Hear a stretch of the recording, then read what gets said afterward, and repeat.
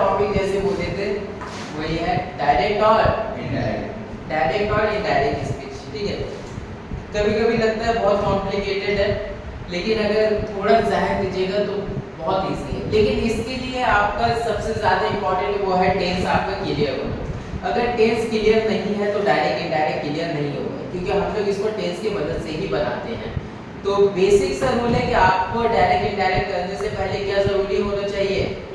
Tense clear होना चाहिए। अगर आपका टेंस क्लियर है तो आपको डायरेक्ट इनडायरेक्ट कोई बड़ा मसला नहीं रहेगा।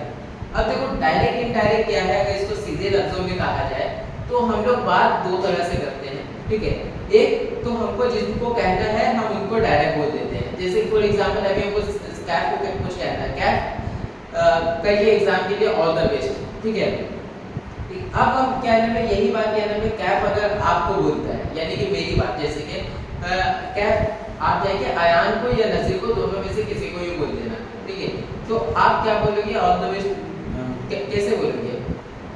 सर ने मुझे बोला कि कल एग्जाम के लिए ऑल द बेस्ट। हाँ, तो यानी किसी और की बात आप किसी और को पहुंचा रहे हो, वो हो गया इनडायरेक्ट। जब किसी की बात आप डायरेक्ट, मतलब मेरा आपसे डायरेक्ट बात हो, वो डायरेक्ट हो गया। ठीक, लेकिन अब किसी और की बात हम किसी और को पहुंचा रहे तो वो क्या हो गया? इनडायरेक्ट हो गया। तो उसे ही हम लोग इनडायरेक्ट स्पीच कहते हैं। ठीक है, अब इसमें हम लोग क्या करते हैं ना, सिंपल सा है, बहुत सिंपल सा, आपको बस एक छोटा सा देखना रहता है कि आपको एक स्टेप पीछे आना है। ठीक है, जैसे कि अगर सिंपल प्रेजेंट में आपका दे रहा है, क्या सिंपल प्रेजेंट में डायरेक्ट देना, तो इसको सिंपल पास्ट में लेके जाएंगे। अगर प्रेजेंट कंटीन्यूअस है तो इसको पास्ट कंटीन्यूअस में लेके जाएंगे। प्रेजेंट परफेक्ट है तो पास्ट परफेक्ट में लेकर जाएंगे। ठीक है, तो यही होता है डायरेक्ट इनडायरेक्ट, और बाकी सब तो चार्ट हम ऑलरेडी दे दिए। ठीक है, अब लोगों को बस थोड़ा सा रहता है कि क्या होता है। ठीक है, तो आपको हमेशा देखना है कि यहाँ पे दो चीज आपको मिलेगा। वो मिलेगा एक रिपोर्टिंग वर्ब जो कॉमा से पहले है, जो आप बोले। ठीक है, he said, they said, we said, जो कॉमा से पहले है उसे हम लोग कहते हैं रिपोर्टिंग वर्ब। और कॉमा के बाद जो इन्वर्टेड कॉमा में जो आपने बात बोला है, एक आप बोले, ठीक है, यानी कि वो बोला, वो हो गया रिपोर्टिंग वर्ब। अब वो क्या बोला है वो क्या कहलाएगा? Reported noun speech, reported speech. तो जब हम लोग बोलते हैं रिपोर्टिंग वर्ब और रिपोर्टेड स्पीच, तो यही दो चीज आपका डायरेक्ट इनडायरेक्ट में आता है, और यही इंपॉर्टेंट है। सबसे पहले हम लोग देखेंगे रिपोर्टिंग वर्ब पे। अगर ये पास्ट में है तो ही रिपोर्टेड स्पीच चेंज होगा। अगर ये रिपोर्टिंग वर्ब पास्ट में है तभी चेंज होगा, लेकिन अगर ये रिपोर्टिंग वर्ब प्रेजेंट में है या फ्यूचर में है तो रिपोर्टेड स्पीच चेंज नहीं होगा। समझे ये कैसे कि प्रेजेंट में या पास्ट में, फ्यूचर में? सिंपल सी बात है, अगर यहाँ पे सेड लिखा हुआ है तो पास्ट है। ठीक है, फर्स्ट फॉर्म तो सेड सर कोई भी टेंस हो, जैसे कि पास्ट जो है, हाँ, पास्ट टेंस में उसमें जैसे कि past indefinite, past continuous, past perfect, past perfect, हाँ, चार टू है, उसमें से जैसे कि सर कुछ भी सेंटेंस हो उसमें सेड लगेगा। बिल्कुल सेट लगेगा, आप जितना भी हो, आप रिपोर्टिंग वर्ब ये जितना भी ऊपर में है ना, जो ये रिपोर्टेड स्पीच चेंज हो रहा है, लेकिन चेंज कब हो रहा है? जब आपका रिपोर्टिंग वर्ब पास्ट में है तब, तो वो मैक्सिमम आएगा पास्ट में आपका सेड बोल के ही, या तो सेड आएगा या फिर सेड टू आएगा। ठीक है, यही आएगा तभी आपको चेंज करना है। लेकिन अगर इन केस आ गया सेज या फिर आ गया से, सिंगुलर है तो सेज आएगा, हम लोग को पता है, या फिर आ गया से, तो वहां पे हम लोग रिपोर्टेड स्पीच को चेंज नहीं करेंगे, जो जैसा है वैसे ही करेंगे। बस एक चीज चेंज होगा, वो है आपका फर्स्ट पर्सन, सेकंड पर्सन और थर्ड पर्सन, इसका रिपोर्टेड स्पीच का।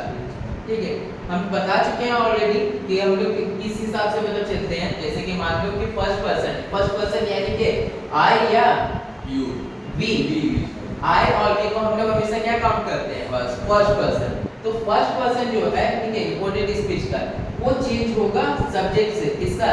रिपोर्टिंग वर्ब का। रिपोर्टिंग वर्ब का सब्जेक्ट से चेंज होगा। जैसे कि यहाँ पे हमने लिखा है ही सेड आई ईट बिरयानी। ठीक है, तो ये जो आई आपका दिख रहा है फर्स्ट पर्सन है ना, तो फर्स्ट पर्सन जो आपका आएगा ये आपका सब्जेक्ट से चेंज हो जाएगा। तो क्या हो जाएगा? ही सेड, कॉमा हटाएंगे तो डैट लगाएंगे। डैट पास्ट में सर हमेशा डैट लगेगा ना। जब कॉमा हटेगी, कॉमा जब हम लोग हटाएंगे तो डैट रहेगी, तो ही सेड डैट लगाए। अब यहाँ पे आई है, आई कौन सा पर्सन है? फर्स्ट पर्सन है, तो फर्स्ट पर्सन किससे चेंज होगा? ही से। सब्जेक्ट से, ठीक है। तो यहाँ पे आई की जगह क्या आ जाएगा? ही। यहाँ पे देखो आई एट बिरयानी है, यानी कि सिंपल प्रेजेंट है, तो सिंपल प्रेजेंट किसमें चेंज होगा? सिंपल पास्ट में। तो क्या हो जाएगा? ही एट, सिंपल पास्ट का वर्ब का सेकंड फॉर्म, ही एट बिरयानी। यही है आपका। जैसे कि सर आई को हटा के किसी का नाम दे दिया, जैसे क्या तो वो थर्ड पर्सन हुआ, ठीक है। और जब थर्ड कोई भी नाम आता है तो वो हमेशा थर्ड पर्सन होता है, कोई भी नाम आएगा तो वो हमेशा थर्ड पर्सन होगा। और थर्ड पर्सन हम लोग चेंज नहीं करेंगे, चाहे वो ही हो, यहाँ पे शी हो, ये कुछ भी हो, चेंज नहीं करेंगे थर्ड पर्सन। जैसे कि सर कैफ एट बिरयानी, चाहे he said that Kaif ate biryani, Kaif ate biryani, Kaif ate, ठीक है। देखो हम चेंज नहीं किया थर्ड पर्सन, लेकिन अगर यहाँ पे यू आता है, ठीक है, सेकंड पर्सन यू है, तो यू हम लोग का क्या चेंज होगा? ऑब्जेक्ट से चेंज होगा। यहाँ पे एक छोटा सा फॉर्मूला है जो इजी है आज के डेट में, वो है सन। फर्स्ट पर्सन एस से, S for subject, second person O से, ओ फॉर ऑब्जेक्ट, और ए फॉर नो चेंज। तो आपको जो सेकंड पर्सन है वो आपका आता है ओ, ठीक है। यहाँ पे हम देखिए एक छोटा सा ट्रिक है, यहाँ पे हमने यहाँ पे ही सेड लिखा है, लेकिन यहाँ पे ऑब्जेक्ट नहीं लिखे, तो सिंपल सा लॉजिक लगाए, उसने कहा होगा, किसको कहा होगा? हमें बोला होगा, तभी तो हम उसकी बात आपको पहुंचा रहे हैं। तो सिंपल सी बात है, वो किसको बोला? हमें बोला। तो जब वो हमें बोला तो यहाँ पे क्या लिखा है? ही सेड टू मी, मुझे क्या बोला है? तो यहाँ पे क्या हो जाएगा? ही सेड टू मी हुआ। तो यहाँ पे सेड टू जब भी आएगा तो आप लिख दोगे टोल्ड, ही टोल्ड मी, ठीक है। अब यहाँ पे आई की जगह मान लो यू है, और यू हम लोग किससे चेंज करेंगे? ऑब्जेक्ट से। तो क्या हो जाएगा? He said, he told me, you मेरा ऑब्जेक्ट से चेंज होगा, तो मी है, मी हम लोग क्या अगर सब्जेक्ट बनाएंगे तो आई बन जाएगा। गुड। तो आई एट बिरयानी, यही है, इससे ज्यादा और कुछ नहीं आता है। सिर्फ पास्ट में रहेगा तभी चेंज होगा बाबू, प्रेजेंट या फ्यूचर में रहेगा चेंज नहीं होगा, बस सब्जेक्ट को हम लोग चेंज करेंगे और बाकी कुछ चेंज नहीं होगा। ज्यादातर एग्जाम में क्या आता है? पास्ट ही आएगा, और एक क्वेश्चन वाला आएगा कि आज तो ये समझा दिए हैं, और क्वेश्चन वाला आ जाएगा जैसे कि विल यू डू इट और नॉट, ठीक है। एक तो क्वेश्चन दो तरह से होता है, हम लोग को पता है, एक जिसका आंसर हम लोग हाँ ना में दे सकते हैं, और दूसरा सवाल तो दो जिसमें रीजन बता सकते हैं। तो ये वाला इंशाल्लाह नेक्स्ट क्लास में होगा, ठीक है। आज मेरे ख्याल से ये वाला क्लियर समझ में आ गया होगा, नोट कर लिए हैं, समझ में आ गया? गुड।